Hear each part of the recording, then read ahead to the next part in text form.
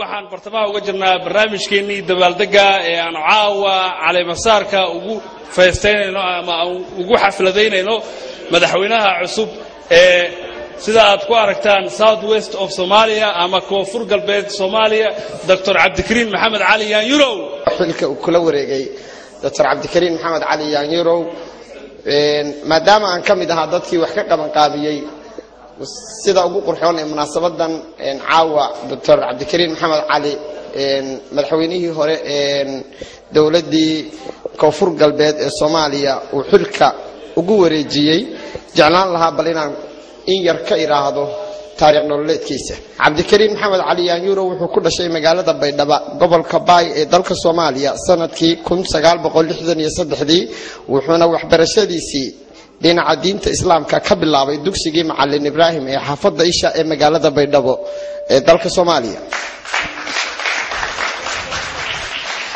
sanadkii 1970 wuxuu waxbarashadiisii dugsiga hoose dhexe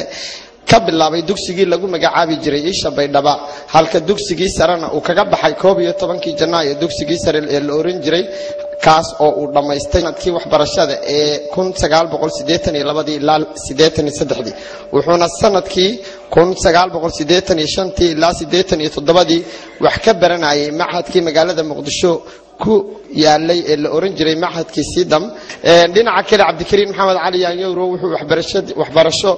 iyo shaqaba u tagay dalka Saudi Arabia halkaas oo uu ka soo bartay xisaabaadka markii uu dhameystay waxbarashadii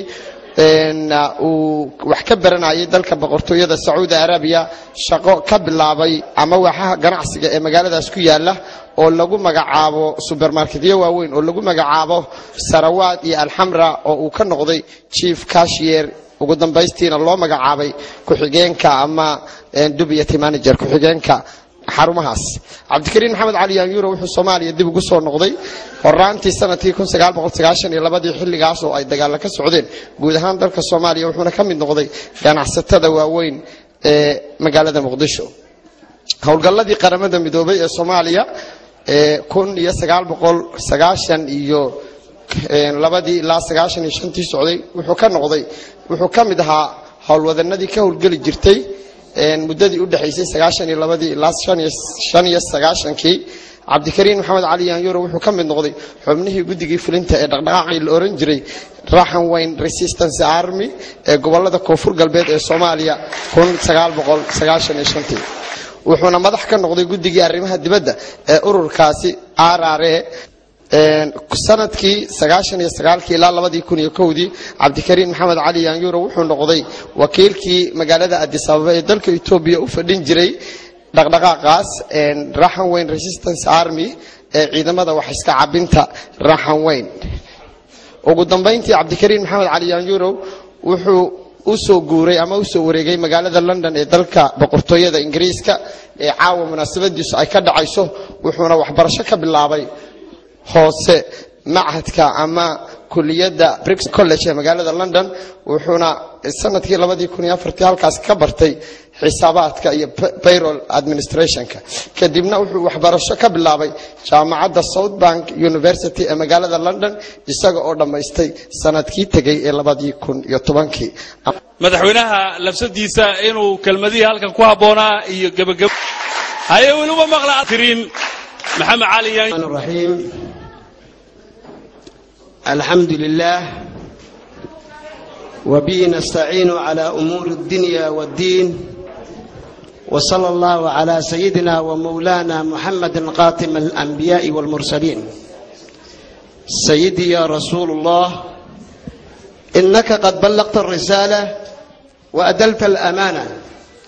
ونصحت الأمة وتركت البيضاء كالليلها كالنهارها أوصيكم والنفس بتقوى الله العز وجل لأن العزة كل عزة لله واعلموا أنكم قدم بين يدي الله موقفون وأن أعمالكم يحاسبون فستعلم الذين ظلموا أي منقلب ينقلبون عباد الله الضوء إلهي وحان يدنكو سلام أيام الرباط صلاة إسلامك السلام عليكم ورحمة الله وبركاته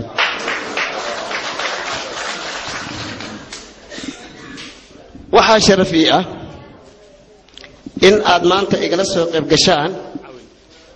xafladan ama munaasabadan lagu caleema saarayay runtii farxad aad u weyn ayaan dareemayaa kalsooni aad u weyn ayaa i gashay mar haddii taageerayaashii ama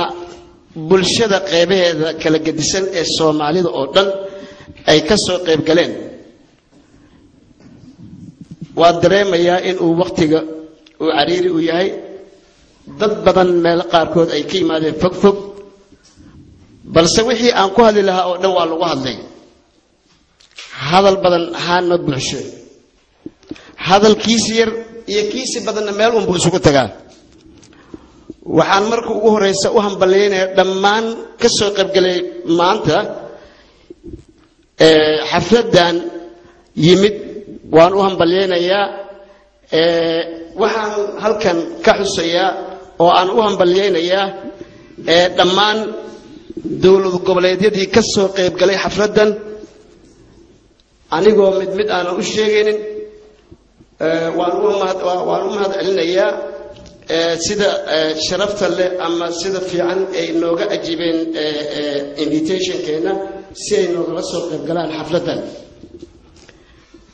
walaalayaal mudanayaal iyo marwooyinba waxaan idin sheegayaa ma aha Southwest of State Somalia markii ugu horeysay la dhisay dad badan oo halkan ka hadlayna waa ka sheekeeyay waana ka hadleen si practical ah waad u aragteen ninkii xilkaas ay madaxweynaha ka ahaa Dr. Xasan Maxamed Nuur Shaati Gaduud oo xilkiisi si toos ah meeshan iigu wareejiyay khayr Allah siiyo marka waa la sheegay taariikhda waqtigii la aas-aasay dowlad goboleedka koonfur galbeed ee Soomaaliya walaalayaal waxaan idin sheegayaa waxaan ka mid nahay ama dowladdan ay ka mid tahay 6 gobol oo isu tagtay maaha wax qabiil ah maaha wax dadka lagu dulminayo maaha wax dhibaato dadka loogu geysanayo ninkii David Stephen la dhigi jiray 2003 oo ergeygii qaramada midoobay ee Soomaaliya loo soo diray yaa waxaan isku aragnay aniga isaga Djibouti wuxuu yiri Soomaaliya waxay u kala qaybsami doontaa dawlad goboleedyo si loo gaaro dawlad dhexe oo Soomaaliya oo isugu timaado taasoo loo arkay in ay tahay mid cadaalad ah marka 6 gobol وباسبوركي ودن كواي وماشي ما أنت دقالها ودن كويالي واي waxaan u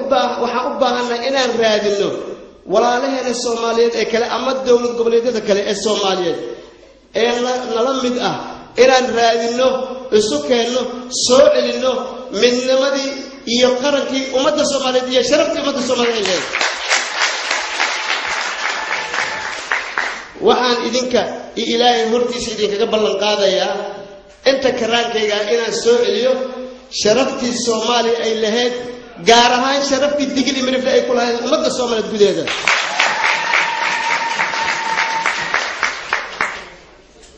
walaalayaal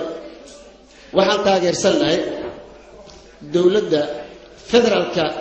Soomaaliya ee Sheekh Shariif hogaaminaya waxaan idin sheegayaa in aan la shaqayn doono maamul goboleedka iyo koonfur galbeed ee Soomaaliya ee aan madaxweynaha ka caawo oo la ii caleema saaray waxa ballan igu ah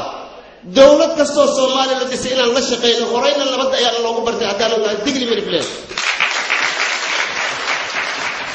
dadka degan goboladan waa dad iska beeraley ah waa dad iska xoololey ah waa dad runtii jecel ama ka go'an ummadda Soomaaliyeed in ay u horseedaan mar walba nabadda marka waxa mar labaad aan taageerayaa walaalayaal dhammaanteen ba idin leeyahay dawlad goboleedyada dhan u sheegaya in ay soo dhaweeyaan ay la shaqeeyaan dawladda ku meel gaarka ee federaalka ee Soomaaliya ee Sheekh Shariif uu hogaaminayo marka taas weyn aan dhisno ayaa kuweenan ay hagaagayaan ummadda Soomaaliyeed way istaqaanaa taariikh baan leenahay nin kasta taariikh uu leeyahay nin walbana gobol uu ku yimaado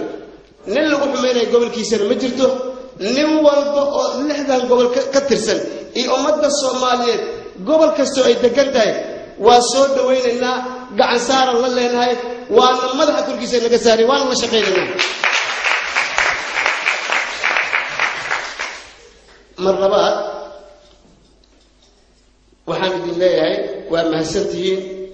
sidii sharafta iyo walaaltinimada iyo Soomaalinimada adamaantiin uga soo qayb gasheen xafladan